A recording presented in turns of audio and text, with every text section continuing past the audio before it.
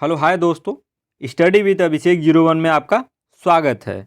तो दोस्तों आज हम जानेंगे रीड जो है लेवल 1 और लेवल 2 का जो है हिंदी का शिक्षण विधि जानेंगे। ठीक है ना, कि आज इस विधि में जानेंगे कि हिंदी को हम कैसे पढ़ा सकते हैं। ठीक है, तो चलिए दोस्तों हमारा पहला क्वेश्चन है दोस्तों कि प्राथमिक स्तर पर पढ़ाते समय आप हिंदी भाषा संबंधित जो है किस पर जो कि सर्वाधिक बल देंगे। पहला भाषा विज्ञान पर, भाषा प्रयोग पर, व्याकरणिक नियम पर कि व्याकरण विज्ञान पर। तो इसका ऑप्शन हो जाएगा ऑप्शन नंबर 2 दोस्तों। किस पर? भाषा प्रयोग पर हम ज़्यादा देंगे ध्यान जो है कि प्राथमिक स्तर पर पढ़ाते समय। ठीक है, अब है क्वेश्चन नंबर दूसरा। क्वेश्चन नंबर 2 है दोस्तों कि हिंदी जो है भाषा सीखने सिखाने का दायरा इतना बड़ा होना चाहिए कि डैश डैश उसको क्या हो, उसका नाता ना टूटे। तो पहला है कि भाषा की परिभाषा, व्याकरण रटने, व्याकरण सीखने कि भाषा प्रयोग का। तो हिंदी भाषा सीखे सिखाने का दायरा इतना बड़ा होना चाहिए दोस्तों कि क्या हो, कि भाषा प्रयोग का क्या हो, उसका नाता ना टूटे। तो इसका ऑप्शन हो जाएगा 4 सही। ठीक है, अब है क्वेश्चन नंबर 3। क्वेश्चन नंबर 3 है कि स्किनर के अनुसार पहला कि भाषा सीखना एक अत्यंत जटिल प्रक्रिया है। दूसरा, भाषा अनुकरण के द्वारा सीखी जाती है। तीसरा, कि भाषा परिवेश से सीखी जाती है। चौथा, कि भाषा अंतःक्रिया से सीखी जाती है। तो स्किनर के अनुसार है दोस्तों कि जो भाषा है वह है भाषा अनुकरण के द्वारा क्या है, सीखी जा सकती है। अर्थात हम भाषा को कॉपी के द्वारा अर्थात एक दूसरे से नकल कर कर सीख सकते हैं। ठीक, तो इसका क्वेश्चन हो जाएगा दूसरा सही। अब आता है क्वेश्चन नंबर 4। क्वेश्चन नंबर 4 है कि प्राथमिक स्तर पर भाषा शिक्षण के संदर्भ में कौन सा कथन क्या है, सर्वाधिक उचित है। पहला कि सभी बच्चों की प्रगति समान रूप से होनी चाहिए। दूसरा, बच्चों को विभिन्न जो है प्रयोग का बाल सहित पढ़ाने का अवसर दें। तीसरा, कि बच्चों को क्रम से भाषा कौशल सिखाए जाने चाहिए। चौथा है कि बच्चों को केवल भाषा की पाठ्य पुस्तक दी जाए। तो इसका आंसर क्या हो जाएगा? तो इसका आंसर हो जाएगा दोस्तों क्या, इसका आंसर हो जाएगा 2 कि बच्चों को विभिन्न प्रकार का बाल जो है साहित्य पढ़ने के अवसर देने चाहिए प्राथमिक स्तर पर। इसका आंसर हो जाएगा 2 सही। ठीक है, अब आता है क्वेश्चन नंबर 5। क्वेश्चन नंबर 5 है कि प्राथमिक स्तर पर भाषा सिखाने की सबसे पहली शर्त क्या होनी चाहिए। पहला कि बाल जो है साहित्यों का साहित्य होना चाहिए। दूसरा, चार्ट पोस्टर से सुसज्जित कक्षा होनी चाहिए। तीसरा, कि सरल पाठ्य पुस्तक होनी चाहिए। चौथा, निवेश जो है समृद्ध संप्रेषण का वातावरण होना चाहिए। तो प्राथमिक स्तर पर भाषा सीखने और सिखाने की पहली शर्त ये होनी चाहिए दोस्तों, तो उसका क्या हो, निवेश जो है समृद्ध और संप्रेषण का वातावरण होना चाहिए। तो इसका आंसर हो जाएगा 4 सही। अब है क्वेश्चन नंबर 6। क्वेश्चन नंबर 6 है कि प्राथमिक स्तर पर भाषा सीखने सिखाने की प्रक्रिया में सर्वाधिक जो है महत्वपूर्ण है बच्चों को। पहला, अपने मन की बात कहने के अवसर देना चाहिए। आंसर 2, पढ़ने लिखने के सीमित अवसर देना चाहिए। 3 है कि कक्षा को चार्ट पोस्टर से सजाना चाहिए। 4 है कि कक्षा में दृश्य श्रव्य सामग्री का प्रयोग करना चाहिए। तो प्राथमिक स्तर पर भाषा सिखाने की जो कि प्रक्रिया जो है बच्चों को क्या होनी चाहिए दोस्तों, कि कक्षा में दृश्य और श्रव्य सामग्री का प्रयोग करना चाहिए। आंसर हो जाएगा 4 सही। ठीक है, जिससे क्या हो, बच्चा इंटरेस्ट से सीख सके। अब है क्वेश्चन नंबर 7। क्वेश्चन नंबर 7 है कि आकाश की कक्षा के कुछ जो है बच्चे कक्षा में हो रही गतिविधियों में हिस्सा लेने में क्या करते हैं, संकोच करते हैं, लेकिन आपस में अपनी भाषा जो कि खूब अपनी भाषा में क्या करते हैं, खूब बात करते हैं। इसका जो है संभावित कारण क्या है? पहला, उनकी भाषा को कक्षा में स्थान ना मिलना, ठीक है। दूसरा कहता है कि उनकी भाषा में समस्त गतिविधियों का होना। तीसरा कहता है उनकी जो की बात करने में दिलचस्पी ना लेना। चौथा है कि उनका यह मानना है कि गतिविधियाँ क्या है, उपाऊ हैं।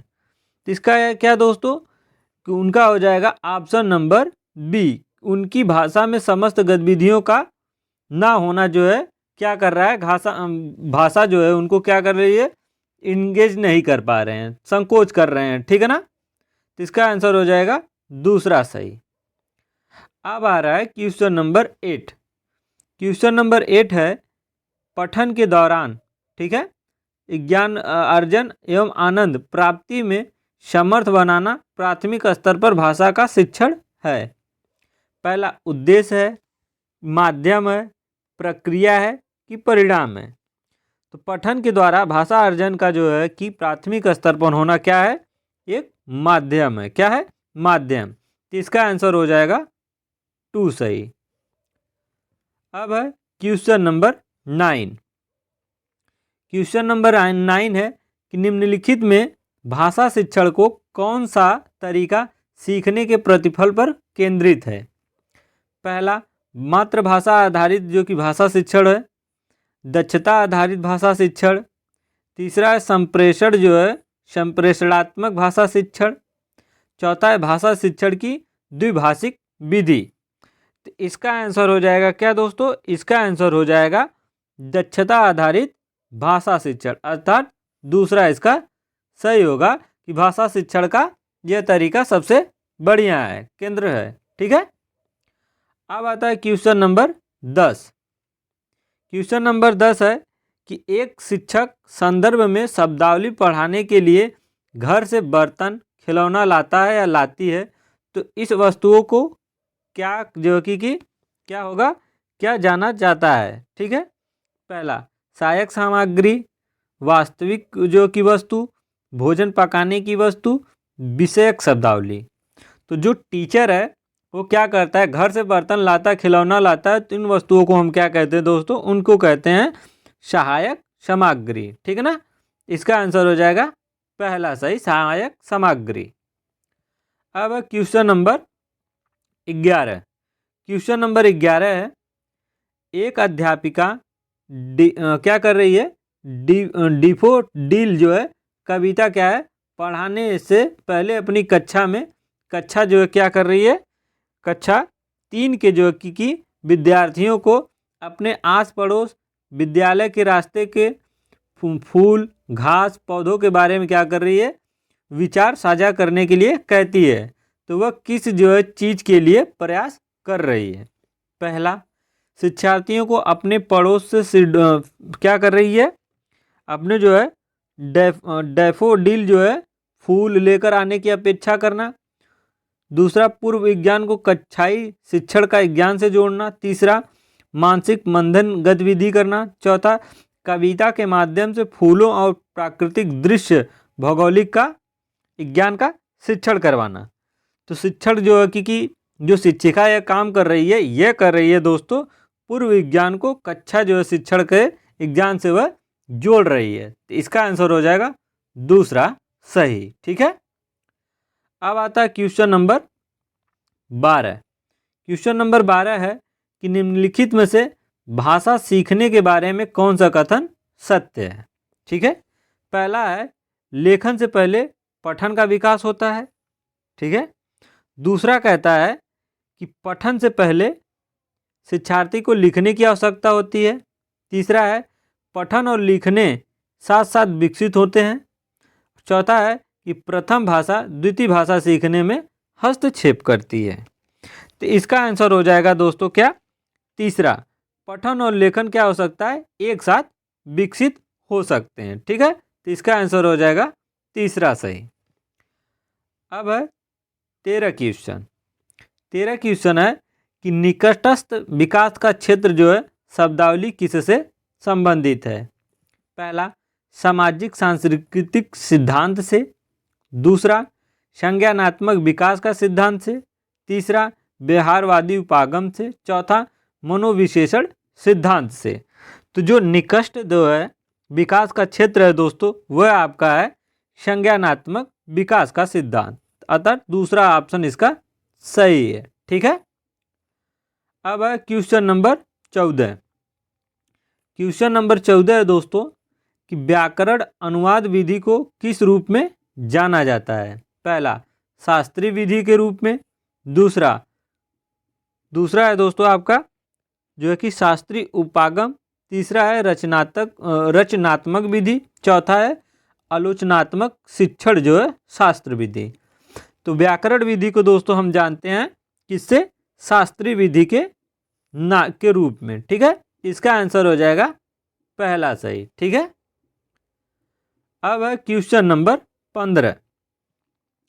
क्वेश्चन नंबर 15 है कि किस विधि में मातृभाषा का प्रयोग बिल्कुल भी नहीं किया जाता है। पहला प्रत्यक्ष विधि में, ग्रहणशील विधि में, कि गतिविधि आधारित अधिगम विधि में, चौथा अनुवाद विधि में। तो दोस्तों क्या होता है, जिस जो कि ऐसी कौन सी विधि है जिसमें मातृभाषा का बिल्कुल प्रयोग नहीं होता, वह है हमारी प्रत्यक्ष विधि, जिसको कहते हैं डायरेक्ट विधि। ठीक है, इसका आंसर हो जाएगा पहला सही। अब है क्वेश्चन नंबर 16। क्वेश्चन नंबर 16 है दोस्तों कि कक्षा जो है 4 की एक जो है शिक्षार्थी का पठन सामग्री क्या करती है, शिक्षार्थी एक पठन सामग्री पढ़ लेती है और उस पर आधारित कार्य भी कर लेती है। यह सब अपनी माँ की मदद से कर पाती है। तो वाइगोत्स्की के अनुसार उसकी माँ उसके कार्य में क्या कर रही है। ठीक है ना, एक शिक्षार्थी पढ़ ले रही है, ठीक है ना, और अपना कार्य जो उस पर आधारित कर ले रही है। उसकी माँ कार्य कर रही है, उसमें उसकी सहायता कर दे रही है। तो पूछा गया है कि वाइगोत्स्की के अनुसार माँ उसको कार्य में क्या कर रही है। पहला सहारा दे रही है, कोचिंग दे रही है, कि ट्यूटिंग दे रही है था ट्यूशन, चौथा कि प्रशिक्षण दे रही है। तो इसका हो जाएगा दोस्तों आंसर नंबर 1, क्या कर रही है, सहारा दे रही है। ठीक है, इसका हो जाएगा पहला सही। अब है क्वेश्चन नंबर 17। क्वेश्चन नंबर 17 है दोस्तों कि सुश्री परवीन की कक्षा में बहुधा विद्यार्थियों से अपेक्षा की जाती है कि वे उनके पीछे पीछे दोहराएं। तो सुश्री परवीन अनुसरण कर रही हैं। पहला अपनी कक्षा में पुनरावृत्ति ड्रिल का, कि अपनी कक्षा में वार्तालाप ड्रिल का, तीसरा है कि अपनी कक्षा में पूरा करने की ड्रिल, चौथा है कि अपनी कक्षा में विकल्प का। जो सुश्री है दोस्तों वह कर रही हैं क्या, वह कर रही हैं अपनी कक्षा में पुनरावृत्ति का ड्रिल कर रही हैं। ठीक है, तो इसका आंसर हो जाएगा पहला सही। अब है क्वेश्चन नंबर 18। क्वेश्चन नंबर 18 है शिक्षार्थी केंद्रित कक्षा कौन सी है। पहला है जिस कक्षा में अध्यापक निर्णय लेते हैं और आत्मनिर्भर होते हैं। दूसरा कहता है कि जिसमें अधिगम एक समग्र सामग्री उत्तरदायित्व तो अध्यापक होता है। तीसरा है जिसमें विद्यार्थियों की बहुत कम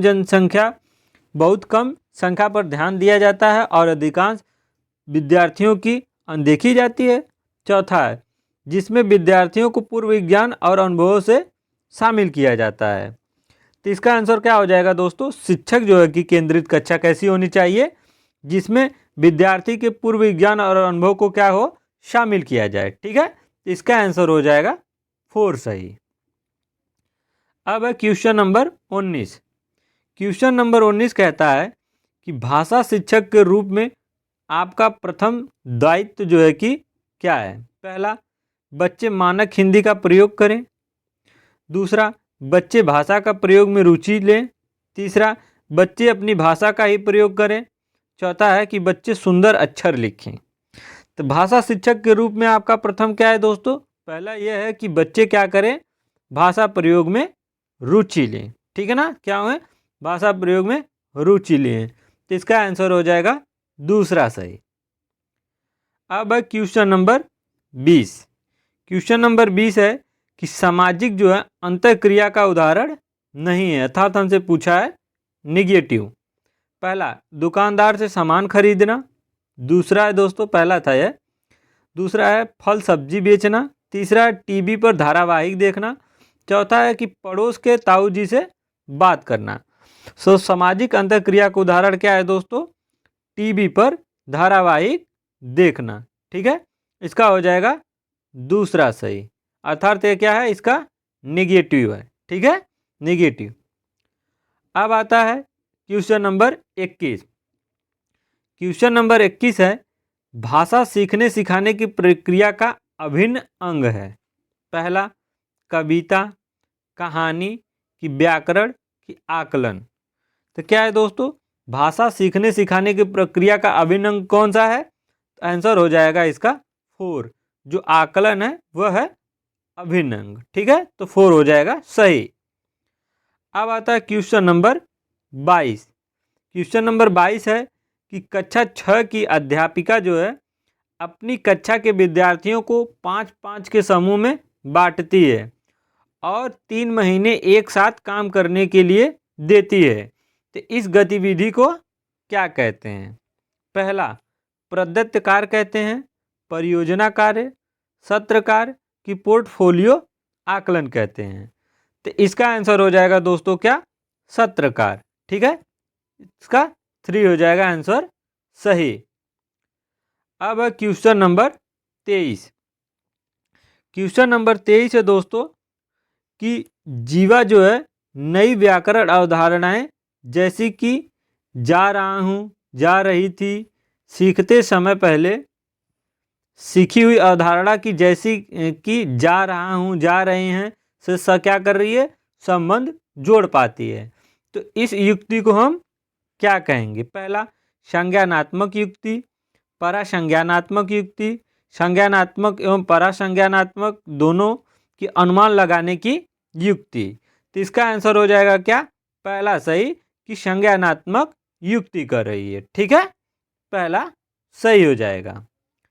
अब क्वेश्चन नंबर 24। क्वेश्चन नंबर 24 है, आदर्श स्थिति में अधिगम प्रतिफल के बारे में क्या सही है?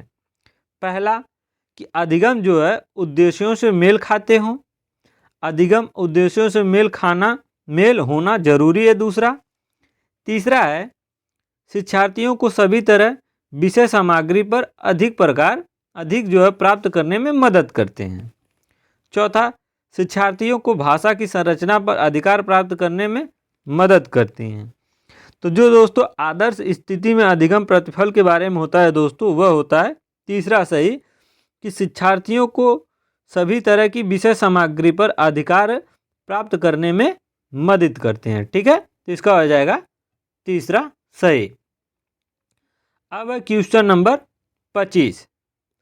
क्वेश्चन नंबर 25 है कि कक्षा जो है हंसी ठहाकों के बिना एक नीरस स्थान है। हल्के फुल्के ठहाके अध्यापन में बहुत मददगार हैं। उपयुक्त कथन में निम्नांकित में से इंगित होता है क्या? पहला कि रचना जो है शील अध्यापक की विशेषता। दूसरा, पढ़ने की विधि। तीसरा, कक्षा का वातावरण। चौथा है बच्चे का स्वभाव का ज्ञान। तो इसका आंसर हो जाएगा तीसरा कि कक्षा का वातावरण जो है हंसी ठहाके के बिना नीरस स्थान है। ठीक है, इसका हो जाएगा तीसरा सही। अब क्वेश्चन नंबर 26। क्वेश्चन नंबर 26 है, सुश्री सुधा अपनी कक्षा में अध्यापक को प्राथमिकता देती है। वह सुनिश्चित करती है कि उन्हें अपने बच्चों से अंतःक्रिया करने के अधिक से अधिक अवसर मिले। वह अपने विद्यार्थियों की आवश्यकताओं को ध्यान में रखती है। क्या सुश्री सुधा किस सिद्धांत का अनुसरण कर रही है? पहला, व्यक्तिपरक अंतर का सिद्धांत, प्रेरणा का सिद्धांत। तीसरा है बाल केंद्रित अधिगम का सिद्धांत। चौथा है अनुकरण का सिद्धांत। तो वह कर रही है दोस्तों क्या? व्यक्तिपरक अंतर का सिद्धांत का कर रही है। तो इसका हो जाएगा पहला सही। अब क्वेश्चन नंबर 27। क्वेश्चन नंबर 27 है, सुश्री निशु कक्षा 7 के विद्यार्थियों को वाक्य के बारे में पढ़ा रही है। वह वाक्यों के प्रकार के उदाहरण देती है, उन्हें बहुधा सुनती है, सुश्री निशुक किस शिक्षण के सिद्धांत का अनुसरण कर रही है? पहला निगमनात्मक से आगमनात्मक, दूसरा मूर्त से अमूर्त, तीसरा विश्लेषण से संश्लेषण, चौथा आगमनात्मक से निगमनता। तो वह क्या कर रही है दोस्तों? पहले क्या कर रही है? वाक्य के बारे में पढ़ा रही है और वाक्यों के उदाहरण देती है। क्या है दोस्तों? क्या? आगमनकता से निगमन व्यक्ति, निगमनात्मक, ठीक है ना। तो इसका आंसर हो जाएगा 4 सही। अब है क्वेश्चन नंबर 28। क्वेश्चन नंबर 28 है, आयाशा ने इस बात का संज्ञान लिया कि उसका विद्यार्थी रमेश उन अपरिचित शब्दों पर बहुत अधिक ध्यान देता है जो उस प्रदत्त कार्य को पढ़ने के लिए जरा सा भी प्रासंगिक नहीं है। तो इसलिए रमेश अपनी प्रदत्त कार्यों को पढ़ने में हमेशा पीछे रह जाता है और उसे यह प्रदत्त कार्य बहुत कठिन लगते हैं। तो रमेश क्या नहीं कर पा रहा है? पहला, संदर्भ से अर्थ ग्रहण करना नहीं कर पा रहा है। दूसरा, जोर और स्पष्ट रूप से शब्द पढ़ना। तीसरा, अपना प्रदत्त कार्य लिखना। चौथा, प्रदत्त कार्य की थीम के बारे में बोलना। तो वह क्या नहीं कर पा रहा है दोस्तों? संदर्भ में अर्थ ग्रहण करना नहीं कर पा रहा है। तो इसका आंसर हो जाएगा पहला सही। अब है क्वेश्चन नंबर हमारा 29, ठीक है। क्वेश्चन नंबर 29 है दोस्तों कि भाषा शिक्षण का क्या उद्देश्य होना चाहिए? पहला, विद्यार्थी को अकादमिक वार्तालाप कौशल में सक्षम बनाना। दूसरा, विद्यार्थियों को सभी स्थिति में अर्थपूर्ण ढंग से प्रतिक्रिया करने में सक्षम बनाना। तीसरा है, विद्यार्थी को सवालों के जवाब देने में सक्षम बनाना। चौथा है कि विद्यार्थी को परीक्षाओं में बेहतर प्रदर्शन करने में सक्षम बनाना। तो आप भाषा शिक्षण का क्या उद्देश्य होना चाहिए? तो क्या होना चाहिए दोस्तों? आंसर हो जाएगा दूसरा, कि विद्यार्थी को सभी स्थितियों में अर्थपूर्ण ढंग से प्रतिक्रिया करने में उन्हें क्या करना चाहिए? सक्षम हमें बनाना चाहिए, ठीक है। तो इसका आंसर हो जाएगा दोस्तों दूसरा सही, ठीक है। तो दोस्तों आज हमारा बस 29 ही क्वेश्चन था, ठीक है। तो आई होप दोस्तों कि यह सेशन जो कि आपको बहुत पसंद आया होगा। दोस्तों अगर ये वीडियो आपको पसंद आया होगा तो वीडियो को लाइक करिएगा और चैनल पर दोस्तों कमेंट कर ज़रूर बताइएगा इस वीडियो के, ठीक है। कमेंट कर ज़रूर बताइएगा कि आपका कितना आंसर सही हुआ, ठीक है। और दोस्तों चैनल को सब्सक्राइब जरूर कर लीजिए, ठीक है। तो चलिए दोस्तों मिलेंगे नेक्स्ट वीडियो में, तब तक जय हिंद, वंदे मातरम।